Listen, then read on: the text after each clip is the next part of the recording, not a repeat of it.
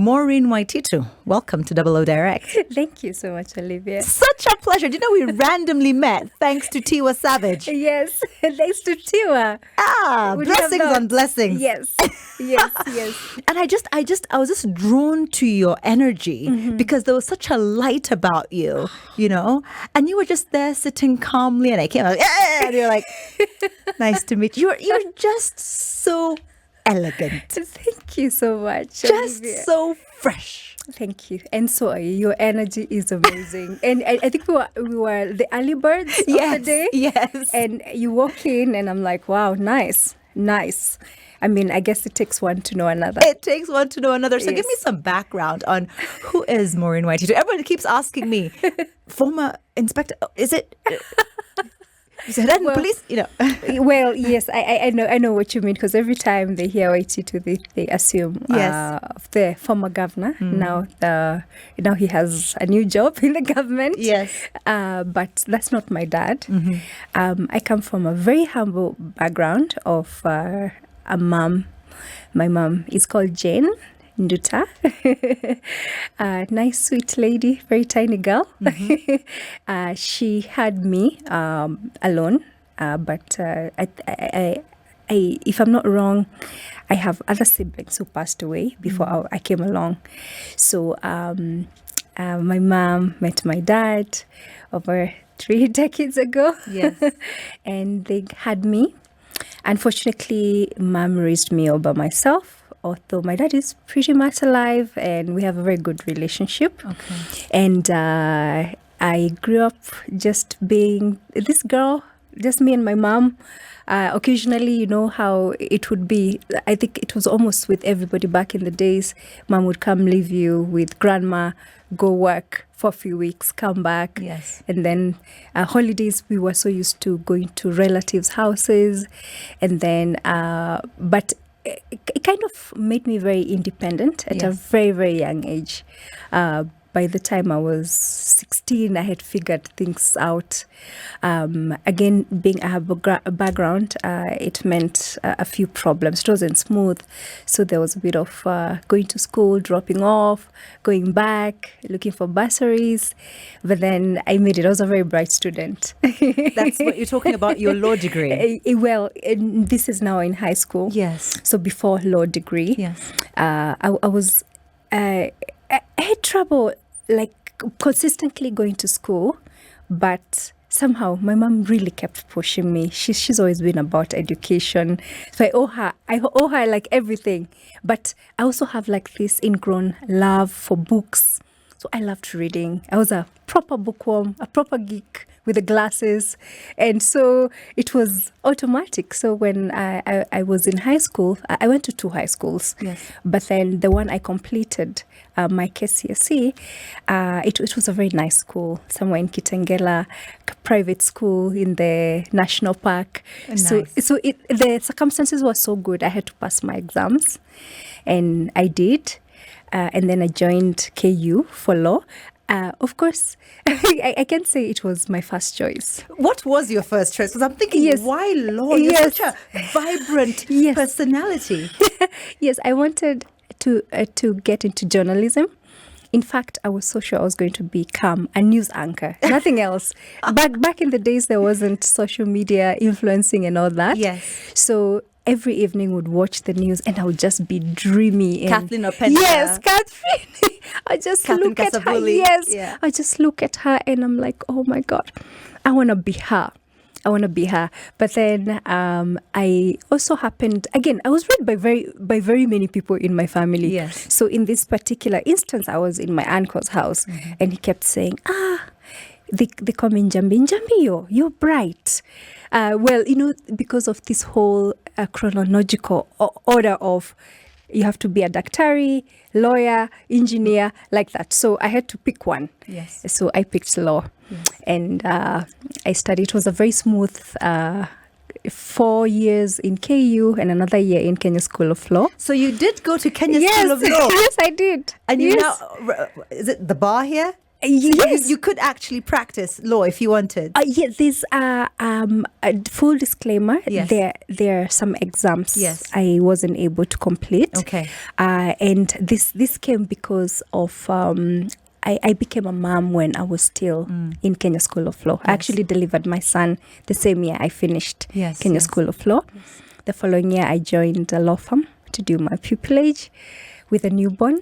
Yeah, my goodness. Yes, so I had to really balance, and I think out of demand and around me, there wasn't like that maximum support. There wasn't stability for you to pursue this career and balance motherhood. Exactly. I mean, can you imagine you have exams on Monday and your house girl disappears? I'm going to call you Jambi like your mother does. And just tell you one thing. Yes. From the minute I got my result that I was pregnant until my son was almost 2 years, I didn't work. That's the thing. So for me, I'm in awe and amazement of women like you who are continuing to achieve extraordinary feats whilst pregnant or with new children. With a newborn. Yes. And you know, when you're a pupil, you're basically... you're like a slave. A donkey. Yes. I was really avoiding to say that. You're the office slave. Yes. Yeah. So 7 a.m., you leave sometimes at 11 p.m. You're being paid peanuts. So I don't even know how I pulled through. But again, because of all this fatigue, my body gave in. I developed rheumatoid arthritis. My doctor was like, I don't think you're getting paid enough to pay me. So you need to choose. And so I think the following year, I kind of took a break. And now I said, you can just take a break. I can always go back. School is not going anywhere. In fact, even now, I do have plans to complete the exams and get admitted to the bar. Literally, that's the only thing I have left. I have literally like 2 papers left and I'm done, and I become an advocate of the High Court. So that's I feel like I'm all over the place, but it's been a while since I gave an interview or gave a story about myself. I've been so persistent because I just really wanted to have you on Double O Direct. And I know you were wondering, will she ever relent? Will she let me be? No, I will not. But one of the reasons why, of course, we had to postpone is the passing of your sister, and condolences. Thank you. That must have been a very, very trying time. It hits you so differently. This is a 28-year-old girl who just went to sleep and didn't wake up. You wish there was a reason, something. A warning, nothing. And you put her to rest, and then you're like, what was that? So it's something I'm still processing. The entire family is. It's made us, it really hit us hard, because it's not like we're saying older people dying. There's a bit of closure. Yeah, and they've lived a long life. They have offspring. Yes. Was your sister a mother? No. She was just a young girl trying to, make it in life. And just when she was getting her footing and she had a stable job and everything was happening, that happened. She's gone.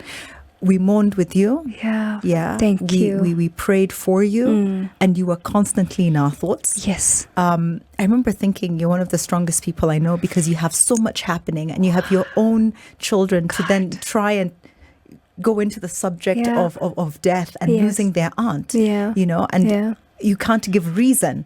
So that must have been really, really hard. Yeah, thankfully also my babies are quite young. So they are still not at that place of understanding the concept of loss and grief. If anything, I used to worry so much about their feelings and how what happens now would affect them in future. But then I've come to learn how resilient they are. Not that we need to put them through difficult times, but they actually cope better than us adults. So it's comforting to know that. Back to your law degree. Back to you now saying, okay, this is not worth my health. I won't be able to afford the doctor. What happened next, Maureen? Well, I put it aside. I go home, take a break. But Maureen being Maureen, I couldn't stop working. I ended up starting my hair business, Yes. which just runs itself. Tell me what it's called and how that came about. Yes, it's called Strands and Curls KE on Instagram, and all our details are available. Yes. However, it was a very, very funny story. I'm very artistic with my hands. I could. Firstly, you have beautiful hands and beautiful nail art. Thank you so much. But then this was not planned. It just happened. It just happened. Yes. Yeah. So a gift I have with my hands. So Yes. I love DIY and all that. Yes. And I kept saying, it was during this time when transition to natural hair was coming in. Yes. And then also protective styles. So you'd think of wigs and extensions. Yes. And I kept saying, let me go to YouTube and check if I can be able to make these extensions. I started making them. I posted them on my social media. And people started... What do you mean making? You don't... Yes. You weren't just importing and selling? No, I started making the hair with my hands. Okay. Yes. I would make wigs. Yes. I would make extensions. Yes. And then I would sell. People would buy, actually. Yeah. They would ask, because I would wear and ask them, what do you think of this hair? Yes. And they would be like, oh my God, this is beautiful. We're buying. And they would buy.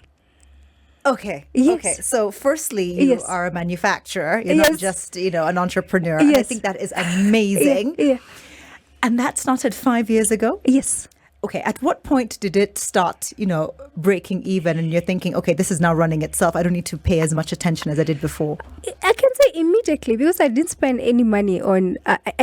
when I say I didn't spend any money, I probably spent about 5,000 to get the raw materials. Yes. I made the hair and I started selling it. At some point, I would make enough money to pay for good bills for the month. Yes, yes. And ever since, it's just been, of course, because of the events. Yes. Since then, I've had another baby. Yes. There were times I would neglect, Yes, yes. the business. Because you're also But the one making everything I'm the yourself. one. Yes, I would be the one doing everything.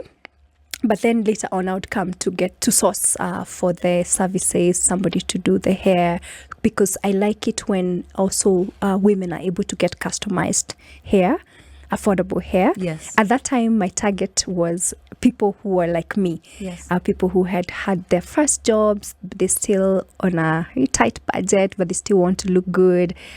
University students. And it's still running. So it's just running itself. Is it a purely e-business? Yes, for now. For now, it's purely e-business. Yes. How many do you contract? How many people do you contract to help you now make the hair? Because now, of course, you have other revenue streams coming in. Great. I have 3 people. So there's the particular person who makes. Then I have my transport guy. Yes. And the person who dispatches. I think Yeah. you're just a brilliant entrepreneur. God. I'm super impressed. Let me tell you, the imposter syndrome I have is so much. No! I'm like, I don't feel like I'm doing enough. Okay. Let's move back a little bit. So you started this business with Yes. the hair, Yes. customizing Yes.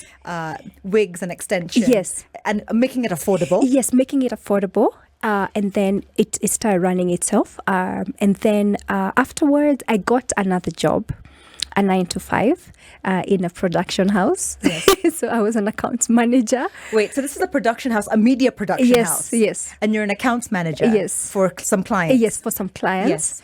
I did that for about 1.5 years, and then I got my baby, Yes. who is 4 now. Your second born? My second born. Yes. And then my then partner and I started exploring social media. Afterwards, unfortunately, it didn't work out. Like, that's something that's out there. Mm-hmm. But then I think being on my own, I realized that there's something I can work with. So you only got into social media seriously 4 years ago? Actually, it could be 3 years ago. That's around 2019? Yes. End of 2019. And what was your first content like with regards to your Instagram and your Twitter? Which primary platforms do you use? That is Instagram. Yes. And YouTube. Okay. Yes. Okay. Instagram and YouTube. So how was my first content? It was everywhere. Who a client tells you to do something. Yes. Of course, we know we've all grown in terms of the social media content creators. Yes. We've all grown at the same time. So you observe what another person is doing. You try borrow a leaf, try replicate. A client will ask for a particular thing, you do it. But then, of course, you have to keep refining your skills along the way.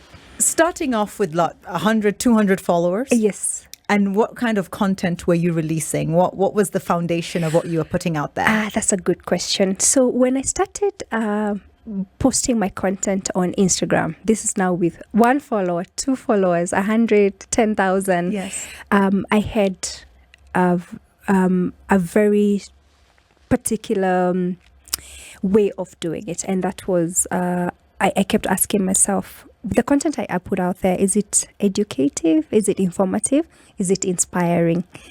And ever since, it's always been, if you even go back to what I used to post 7 years ago, it's pretty much the same as now.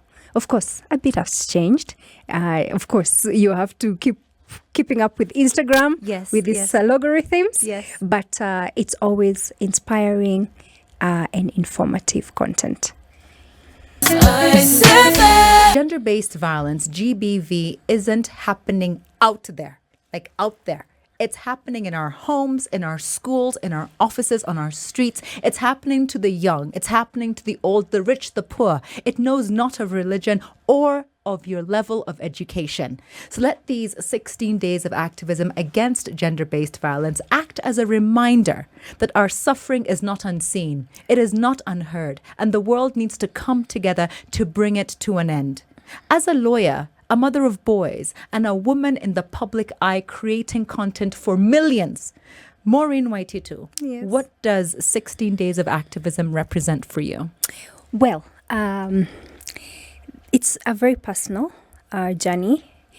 In fact, when the campaign started, I remember reaching out to one of the people who are behind it, Better for Kenya, and I was like, why am I not on board? What's not happening? Yes. Because first of all, I live in a community and I carry a community of thousands of women who undergo what would call the societal negatives. Yes. Femicide is something that has been out here. Yes. Day in, day out. Women are being killed left, right, and center.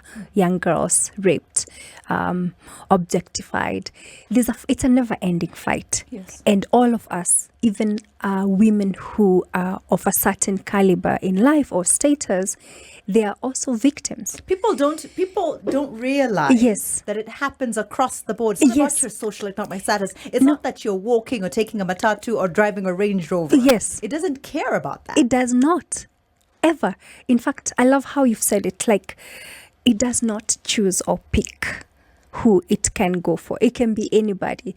And I know there's this debate of, women, why is it always about women fighting for women? The truth is, if we don't fight, we wouldn't be where we were 2 years ago, or rather we would be maybe further back than where we were 2 years ago. Yes. Why I say 2 years ago is because of the COVID outbreak, Yes. which of course led all of us to retreating back to our homes. There was so much happening. The stories are crazy, Olivia. The levels of abuse.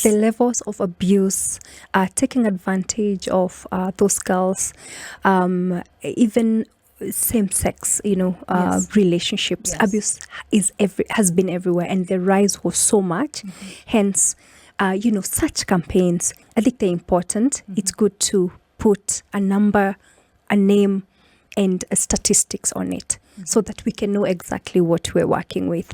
So I could go on and on and on, but I really don't want to delve into it. All I can say is that I wish everyone can hop on as we finish the campaign within the 16 days, and we get the message across. How can we raise our boys better? Mm-hmm. You and I are both mothers of boys. Oh my. What can we do to ensure that they have a sense of understanding that no means no? Yes. Boundaries and respect. Wow. I will take that from what I do every day. Communicate with them. Nowadays, kids are sharp. we were just discussing this. Yes. You couldn't talk to your mom and tell her, "Mom, you hurt my feelings." Nowadays, I hear, "Mommy, you told me ABCD," but they have understanding, and you have to keep reminding them. For instance, even themselves, kids also fall victim of all these abuses. Yeah. True. Boys or girls. Yes. It's important to remind them every day. It's good to recognize. It's good to take care of other people. Like in my house, we have a rule: no hitting. No, those fingers. We say no, don't use those fingers. And raising a 3-4-year-old, there's a lot of anger issues. Yes. And so sometimes you will get a report from school and someone will come and say, "Hey, he hit somebody." It could be a girl. And so you have to nip the bud when it's still young. Yeah. Yes. So it's just communicate with them, teach them, lead by example. Yes. Of course, we have to give them an environment that they can thrive in that way. Yes. So, I have some rules: no yelling in my house. So I won't yell at them. Yes. But of course, there will be those instances Yes. and you have to explain, "Mommy was angry because of ABCD." So anytime you do etc., I think it makes mommy or auntie very angry, or Yes. grandma. So just communicate with them at their age, how they'll understand. And there's a lot of support, even in schools. Yes. I don't know, but I'm privileged to have my boys in a school that hold like parenting classes, Yes. often classes for mothers, classes for fathers, and just be open-minded about receiving all this knowledge, because we don't know. Yes. You've never had your son is how old? He's 5.5. 5.5. You've Yes. never had a 5.5-year-old. Never. Exactly. Going to 6, it's scary. Exactly. So it's good to just be open-minded about all this information, of course, from the right sources, because you can't take from everywhere. Yes. It actually makes me sad to see this toxic masculinity, happening all over the place, and men telling men to act a certain way, which obviously is not exactly the right way. So it's a very strange place to be at. So just lead by faith and communication. How do you deal with being a public figure and a mother, and how do you expose your children to your work, especially the content that you create? Yeah. So every single day, a lot has been changing. The more I'm getting to experience social media and all this being out there, it's actually quite scary. It's so scary. If I look back at the last 6 months or a year, I've really pulled back the boys. And honestly, if I knew what I know when I was getting into social media, I would have never exposed them in the first place. Do they ever come to you and say they were recognized, Yes. or there was a comment as a result of what other people have seen of them online? Well, it hasn't gotten that far, but yes, people do recognize them. And it's shocking because you hear somebody just shout, "Kai" or "Lexi." And they're like, "How do you know me?" They get really, really scared. And I think this is a good time to sensitize anybody.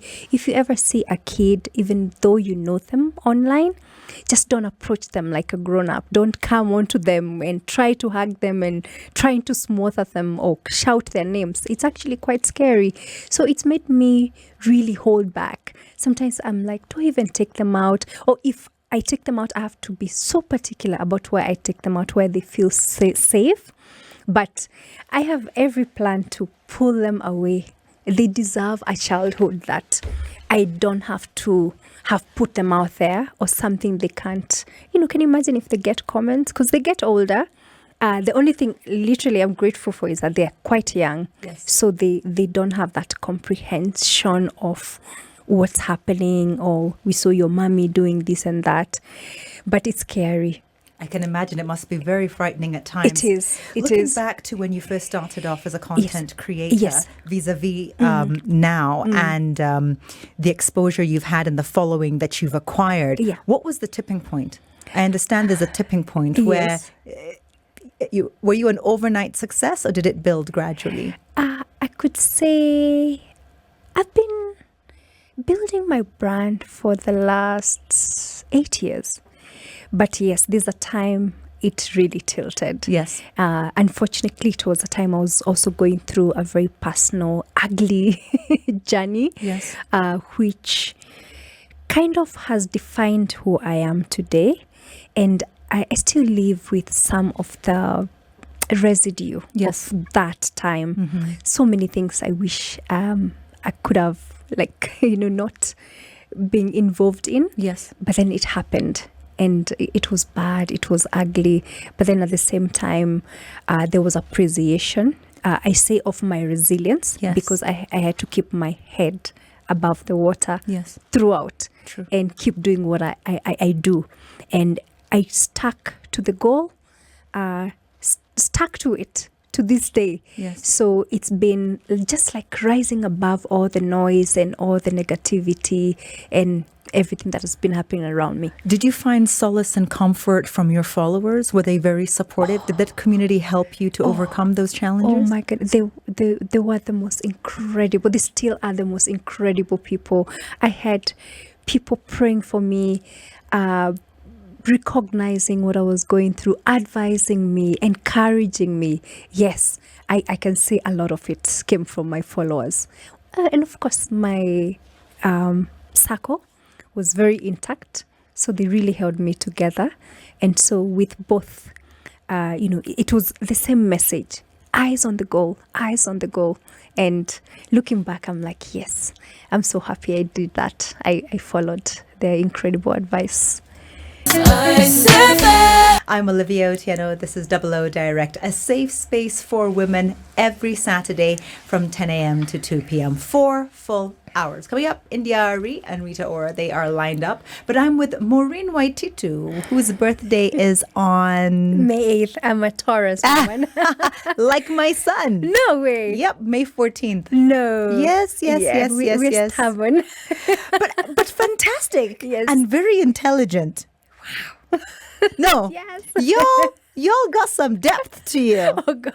I keep looking at him like, are you emotionally manipulating me at 5? Because he knows how to get me to do what he wants. Well, my Gemini son, Yes. my 4-year-old, will also he'll get you to do anything.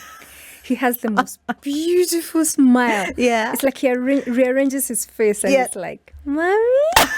And you're like, oh, you just melt and just tell him, okay, have it all. So let's get into your public persona and your social media status as an influencer. Yes. The good, the bad, the ugly. Can you break it down? Yes. Let me start with the good.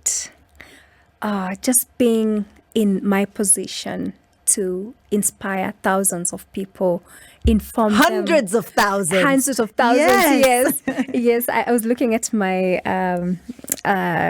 insights, like my reach, and I notice every week I reach about 500,000 people. Amazing. Yeah, and I feel like the Amazing. numbers have really gone low. Low? Yes. It used to be like much higher, like 2-3 million people. Or Each sometimes week? even 7 million, yes. But okay, if you look at your insights, Yes. Geographically, Yes. where are these people? Nairobi, Uh-huh. Jerusalem. Yes. These are the cities here. Yes. By country, Kenya, Nigeria, America, Qatar, Yes. and one more. I'm popular in Somalia for some reason. No, we looked at Mogadishu. We're like, No. why are my streams so high in Mogadishu? Yeah, but you see, you're doing a really fantastic job creating safe spaces for women. Yes. And sometimes the net is cast all the way out there. So when do you usually post? Yes. And how do you decide what to post? Great. So it's really changed. It's a very difficult question to wrap around. Yes. But of course, I always have clients' work. So I post every single day. Every single day? Every single day. How many posts? I used to do up to 3. Yes. But I've really slowed down. Okay. Because of, all You the have a other lot. engagements. Yes. There's so much happening. But it depends also on how much work I have in the week. And it will go sometimes 3 times a week. 3 times a day, once a day. But again, in the last month, I really have slowed down. So I'm shockingly, I even went up to maybe almost a week without posting, especially when I lost my sister. But I think it's good when you take a short break. True. But it depends. Sometimes I have a lot and it needs to go. Sometimes I don't have much and I just let it. What times of day work for you? The 9 a.m. to 9 p.m. every day. Yes. What are the rules? Yes. When you're thinking about a post, and let's talk about Instagram before we get into YouTube, because those are your two main platforms. Yes. Are you on TikTok? Yes, I am. How does it work? Well, we're going to get to that maybe. Oh, Lord. We need to get into how TikTok works. Yes. But with regards to Instagram, when you're looking at putting together a post, what rules do you follow, if any? No harmful content, no nudity, no profanities, no misleading information. It's very, very calculated. Yes. So like I said, if it's not inspiring, if it's not informing, I don't need it there. Okay. Yeah. Did you ever go through your posts to prune or to remove something that you're like, I don't think I want to have this anymore? Yes. And we're not just talking about relationship. Maybe you felt that really doesn't represent who I am anymore. Yeah. And do you do that often, or is it an afterthought? I do that often because I say anybody, especially anyone who is hearing about me for the first time, and they need to know who I am and what I represent. My page is like my little trailer. Yes. So like maybe the first day we met and later on you went and checked my page. Yes. You got my personality from it. Yes. So I try, for instance, anything that's dull. Like I don't like dullness. I love it when my page is bright, colorful and happy. It's like you. Yeah, like me.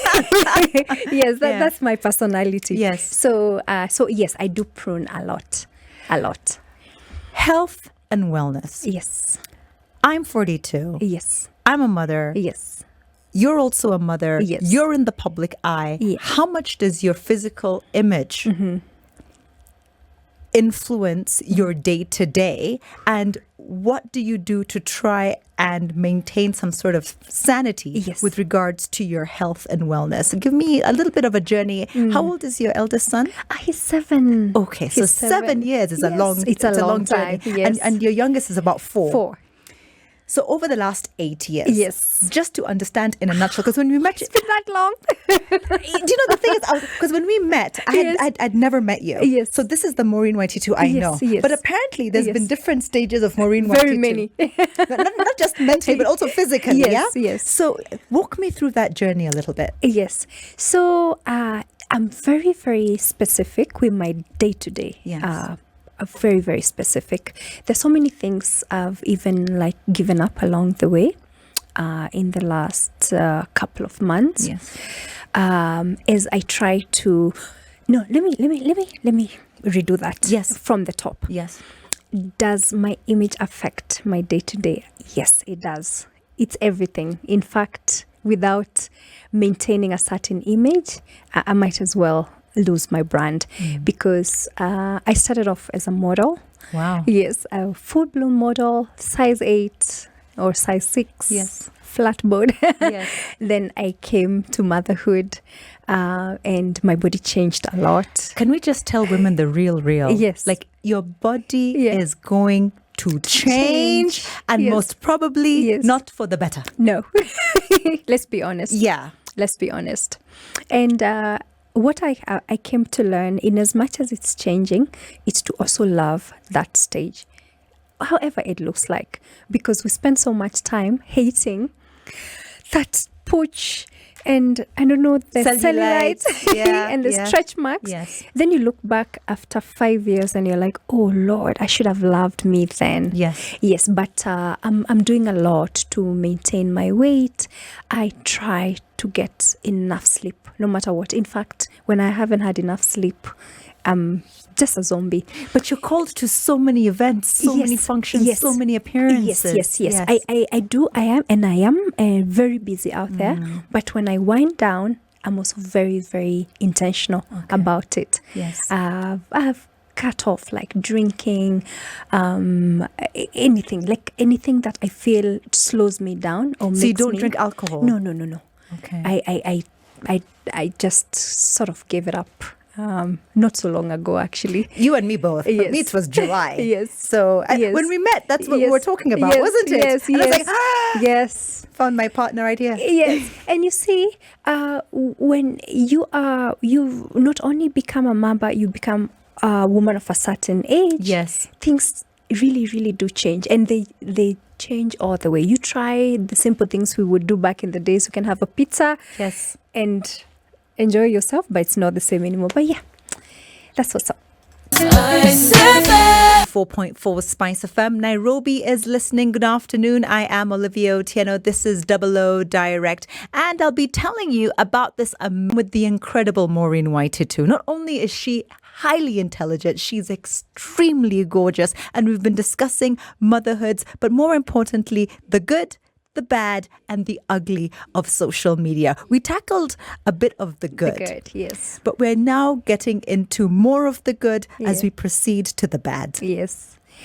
Well, like I said, being in the position I'm in, to be able to do what I do, and for actually corporates, NGOs to come and say, Maureen, can we use your platform because of what you're doing every day? Yes. And let us reach out to your audience through you.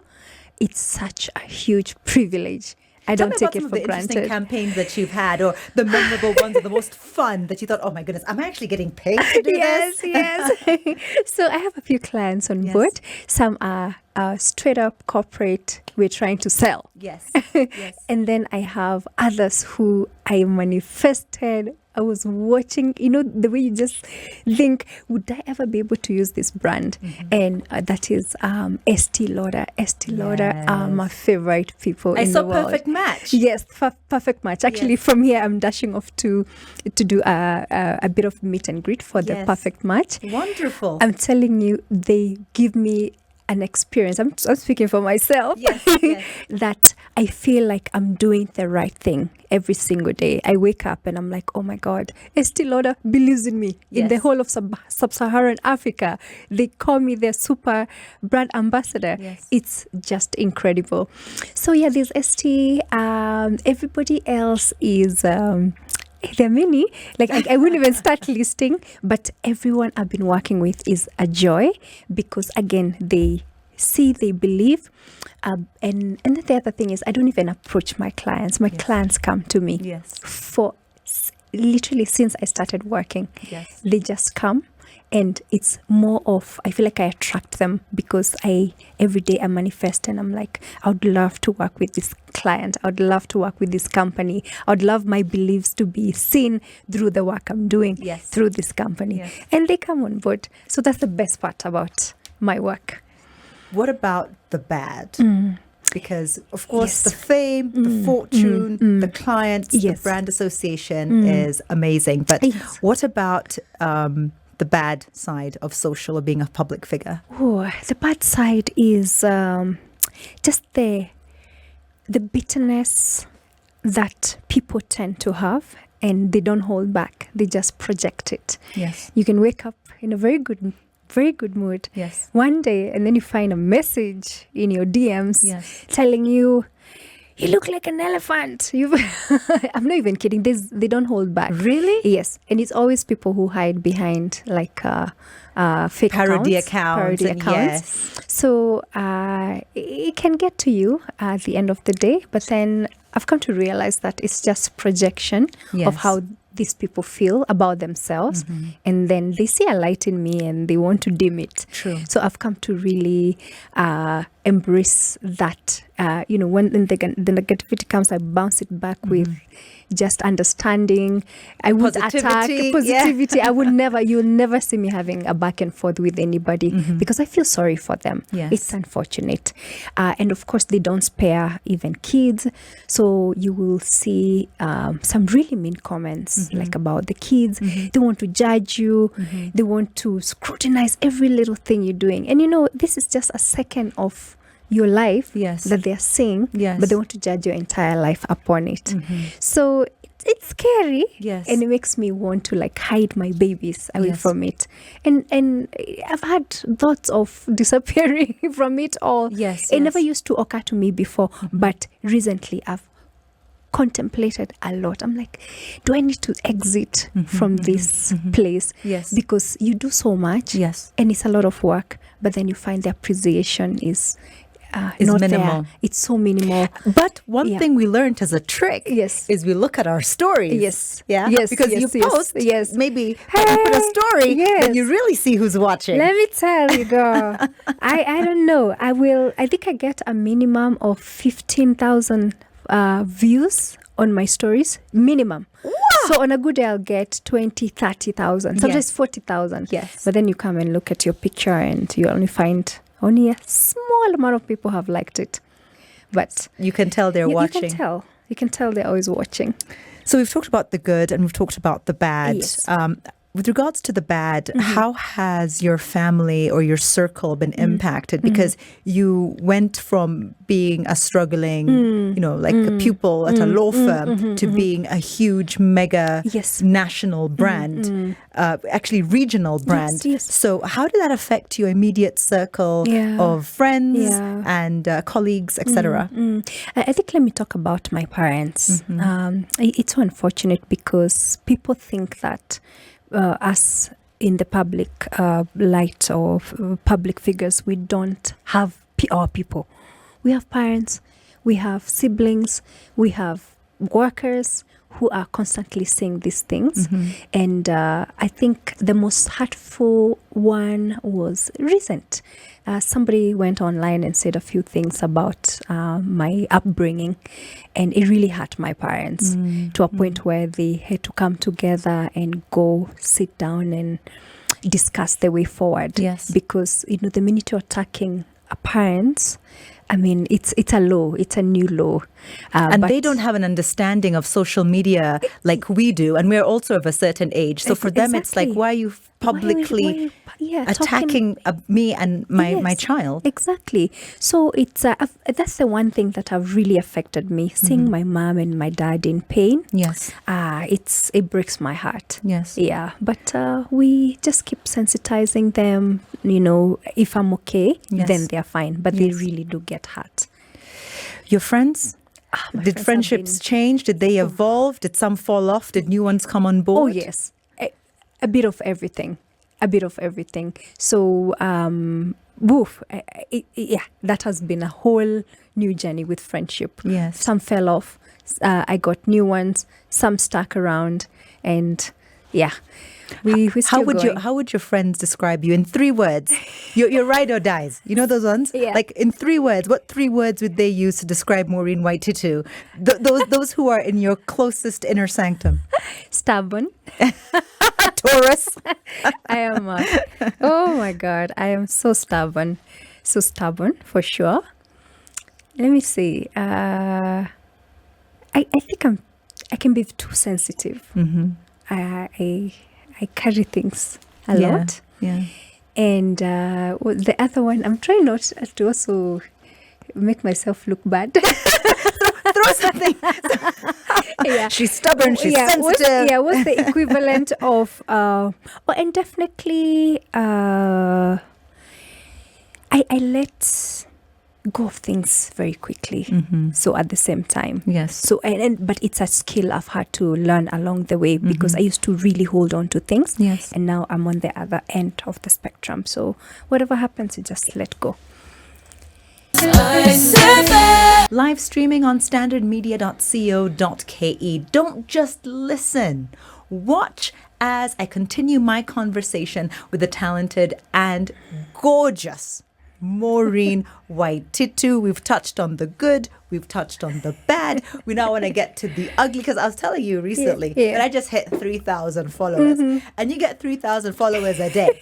You get like 10,000 likes on a post, you know. But for me, Nini ma 3,000, asanteni sana. Still something. So what is the ugliness that comes out from being such a public, popular figure on social media? Yeah, it's the fact that there's no way I can control what I can wake up to. Okay. And I mean, I can wake up to anything. But with so much following, with such a huge audience that you have, how do you even sift through it? Do you just like, whatever is up there, the rest are just ignored? Yeah, look, I lead my life in a certain way. Yes. And that's all that matters. Social media is a completely different place altogether. Yes. So if I'm happy with what I'm doing with myself, with the goals I have, and not, because it's very easy to be forced to portray a different picture online for the sake of the haters. I know people who don't even have cars, but they're always posing with like top of the range German vehicles. I'm like, Yes, exactly. And it's very easy to go through that hole. Thankfully, I would... since back in the days, I always say, why would you portray something? It's just like being in your house, or rather walking around with dirty underwear, but with a cute outfit on top. My mom always used to say, make sure you got your good underwear in case you have an accident. Yes. I don't want the paramedics seeing nonsense. No. Okay. Or your crash. Or going to bed without your cute pajamas. I know. I mean, it's about the overall way you lead your life. Yes. Is it good? And then I feel like what I post out there portrays like just a bit of my moods. Yes. And I'm very vulnerable. I keep it very vulnerable. If I'm not okay, I'm not okay. Yes. If I'm okay, I'm okay. But it's a very cruel world out there. The social media world is very cruel. People don't care. If you're going through trouble, they'll laugh.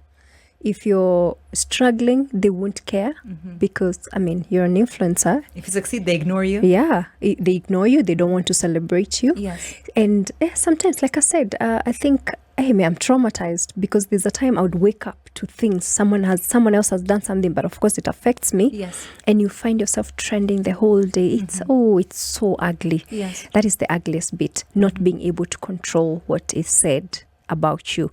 And then the bloggers, people come, twist your words. Sometimes you can even put an innocent post, like a meme. Yes. And then they will pick it and say she's toxic because she's putting this. And I'm like, I was just sharing a laugh. Yes. And that's the worst part about the social media. What about within your fellow content creators? Because I'm really, very new to this whole world. Yes. Have there been instances where you're thinking we should be more supportive of each other? I think every day I think about it. Yes. Every day. I say, for instance, I ask myself, what if something happened to me today? Who is going to be there to carry me in terms of, like in any other industry? Yes. You're in media, the legal industry, medicine. I think we should treat it the same way, such that we sort of get together, support each other, learn from each other. Is there an association? No, in fact, I wish maybe I'm the one to start it. Yes, but I've thought about it. Yeah. I've encouraged a few social media influencers to get together.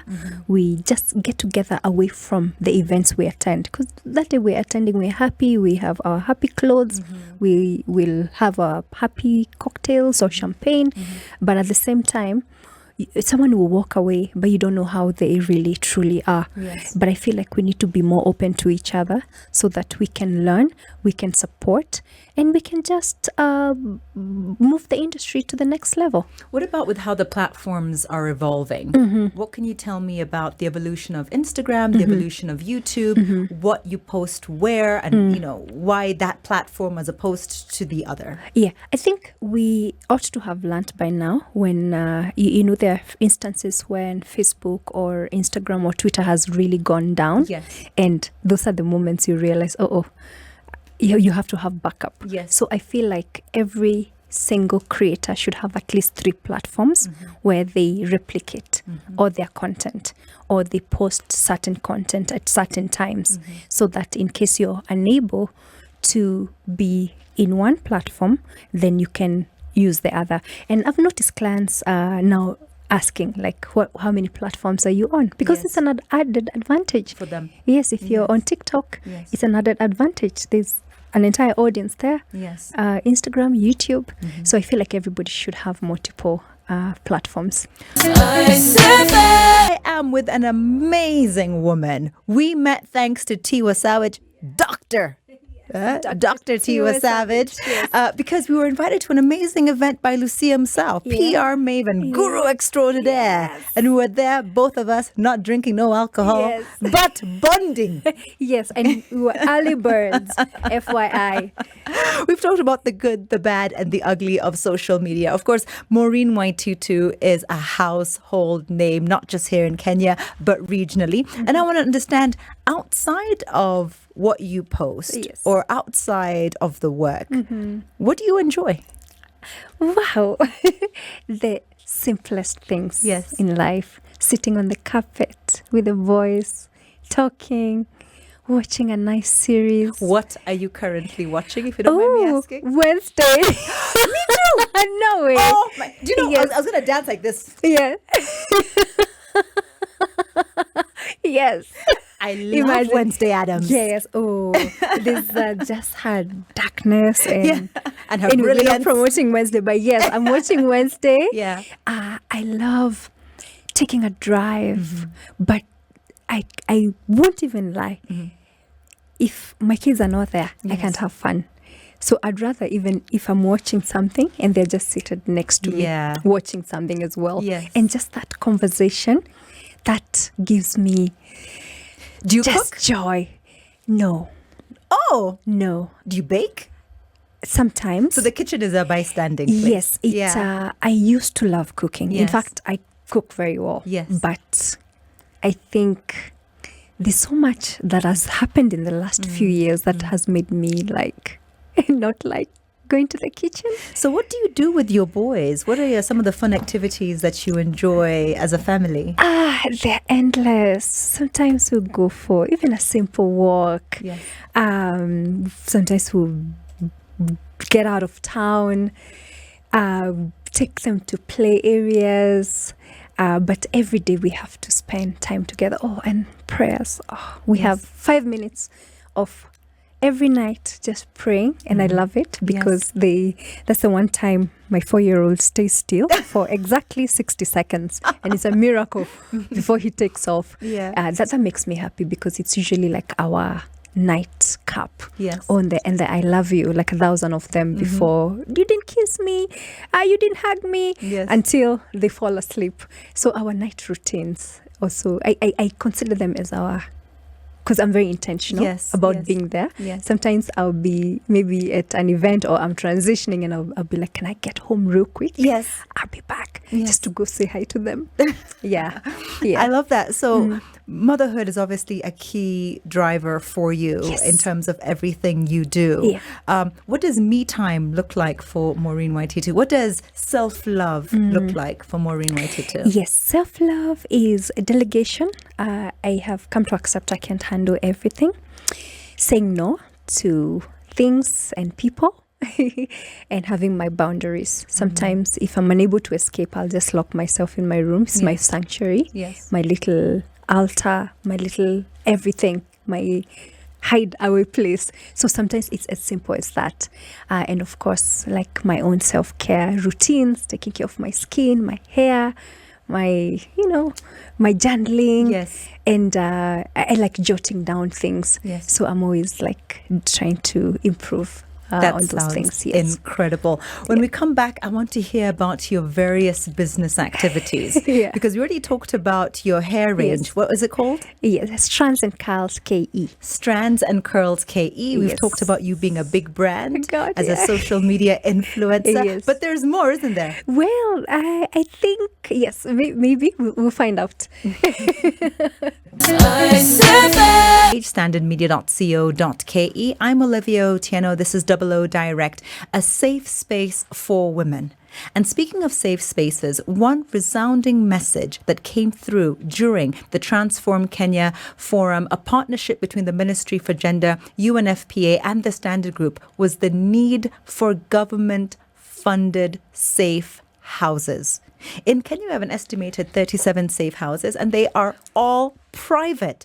I know that the Nairobi Women Rep, the Honourable Esther Passaris, has been championing the need for safe houses because most GBV survivors, they're victims, they report, and then they're forced to go back to the scene of their abuse because they simply have nowhere else to go. They are forced to go back and live with their abusers. So, Maureen, Waititu, I need to understand, when it comes to GBV, when it comes to how you feel as a public figure and safety, have you ever come across an incident, because it's not just physical. GBV isn't just someone beating you. It is financial, it is emotional, it is psychological. What's been the impact for you? Wow. Because they like you said, you wanted to at some point get off of social media. And that's a form of silence. That's a form of abuse, because you don't no longer feel safe just being on a social media platform. Exactly. So it all boils down to cyberbullying. For instance, with a lot of women in the public figure. For public space, you find again we've seen, and I think Twitter is notorious for that. Where if a woman is going through something, and we're just talking about this before, it's a man's world. Even if it's a man who was the aggressor, they actually will support the man. It's almost like, why did you put yourself through that? Why did you put yourself in that situation? I've had my share of cyberbullying, unfortunately, because of similar circumstances where I was speaking my truth, I was defending myself, I was fighting this thing.